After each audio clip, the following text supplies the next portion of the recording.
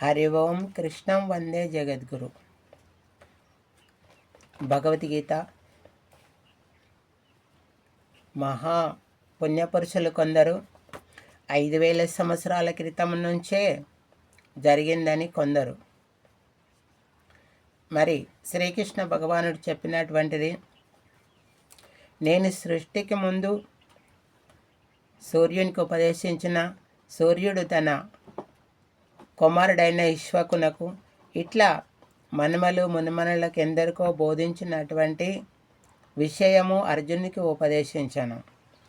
ఆ అర్జునుడు, నీ జన్మ ఇప్పటిది కదా, మరి సూర్యుని జన్మ కల్పాది అంది కదా, ఆయనకు నువ్వు బోధించడం నేనెట్లా నమ్మాలి అని శ్రీకృష్ణ భగవానుని ప్రశ్నించితే, మరి గతించిపోయిన జన్మలు నేను ఎరుగుతా, అంటే నాకు తెలుస్తాయి. రాబోవు జన్మలు కూడా నేను గ్రహించి చెప్పగలను. నాకు ఆ జ్ఞానశక్తి ఉంది, నీకు లేదు అని అన్నారు. అయితే ఇందులో కాలతత్వ విద్వాంసులు ఏం చెప్పారంటే, 1000 మహాయుగంబులు బ్రహ్మకు ఒక రాత్రితో సమానమంట. మరి 1000 మహా పగళ్ళు కూడా బ్రహ్మకు ఒక్క పగటితో సమానములు. 1000 మహాయుగములు బ్రహ్మకు ఒక పగలతో సమానము. అదే ప్రమాణముగా 1000 మహాయుగాలు బ్రహ్మకు ఒక్క రాత్రితో సమానమని కాల పరిమితముగా చెప్పడం జరిగింది. మరి ఈ భగవద్గీత కొన్ని లక్షల సంవత్సరాల క్రితం నుంచి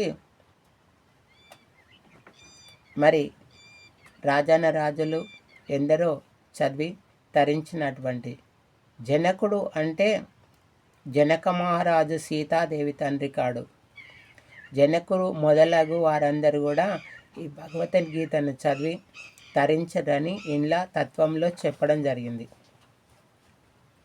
తత్వయిత్తు మహాభావో గుణకర్మ విభావసో గుణగుణేషు వర్తంతం ఇత్విమత్వాన సజ్ఞతే. ఏ మహానుభావ, గుణ విభాగతత్వమును కర్మ విభాగతత్వమును తెలుసుకొనిన జ్ఞానయోగి గుణములే ప్రకృతి జనితమైన గుణములయందు ప్రవర్తించుచున్నాయని తెలుసుకొని వాటి యందు ఆసక్తి చూపడు.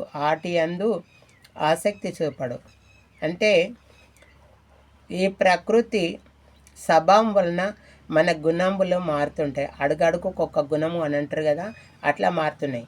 అయితే తెలిసిన జ్ఞానం ఏమైతుందంటే, ఆ గుణములు మారుతూనే ఉన్నాయి, వాటి జోలికి మనం పోవద్దని నిమ్మలంగా ఉన్నటువంటి వాడే ముక్తుడు అని చెప్పబడను. ప్రకృతి గుణములచే మోహితులైన మనుషులు వాటి గుణ కర్మల యందును ఆసక్తులగుదురు. అట్టి మిడిమిడి జ్ఞానము కలిగినటువంటి అజ్ఞానులను జ్ఞాని అయినవాడు ఊహిసలకు గురి చేయరాదు. అర్జున, సర్వంతర్యామి అయిన పరమాత్మనైన నా యందు నీ చిత్తము లగ్నం చేసి నీవు చేయు కర్మలన్నిటినీ నాకే అర్పించి ఆశా మమత రహితుడవై సంతాపం వీడి యుద్ధము చేయము. యుద్ధం అంటే నీవు కర్మ చేయమని, కర్మ అంటే నీవు మంచి పని చేయమని అర్థం. మై సర్వాణి కర్మాణి సన్యస్యాత్మసేతసా నిరాశే నిర్మమో భూత్వా యుద్ధస్థ విహతత్వరజా. అర్జున,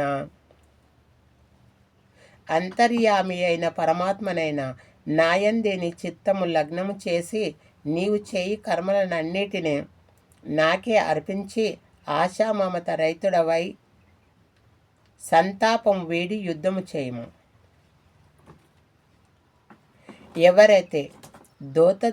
ఎవరైతే దోషదృష్టి లేకుండా శ్రద్ధాభక్తితో నా ఈ మమతను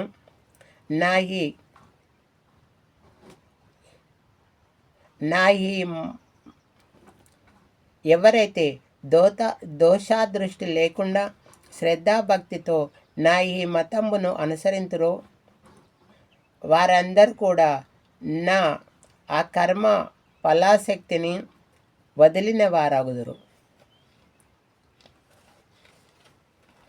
ఎవరైతే దోషదృష్టి లేకుండా శ్రద్ధాభక్తితో నా ఈ మతమును అనుసరింతురో వారందరూ కూడా కర్మలాచరిస్తూనే కర్మ బంధముల నుండి విముక్తులయ్యదరు. కర్మలను ఆచరిస్తూనే కర్మ బంధముల నుండి విముక్తులయ్యదరు. అర్జున, నా యందు దోషారోపణ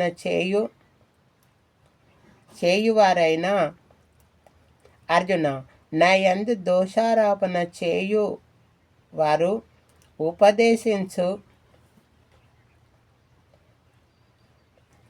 అర్జున, నా యందు దోషారోపణ చేయుచు నా ఈ ఉపదేశమును అనుసరింపని మూర్ఖులు సమస్త విషయముల యందు మోహితులై విపరీత బుద్ధితో కష్ట నష్టాల పాలయ్యదరని తెలుసుకొనము.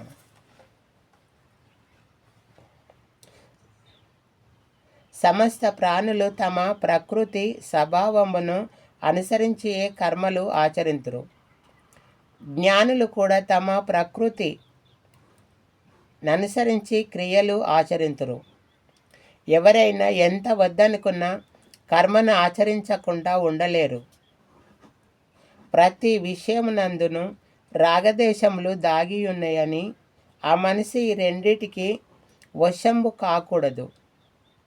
ఏలననగా మానవ జాతి శ్రేయస్సుకు ఈ రెండు విఘ్నకారములు, ఈ కామక్రోధములే పరమ శత్రువులని గ్రహింపవలెను.